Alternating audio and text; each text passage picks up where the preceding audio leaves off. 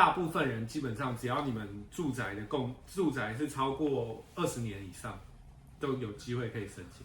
所以以台北市来说，真的蛮好达成，基本上每一个房子都是这样，甚至都是40年、50年那种。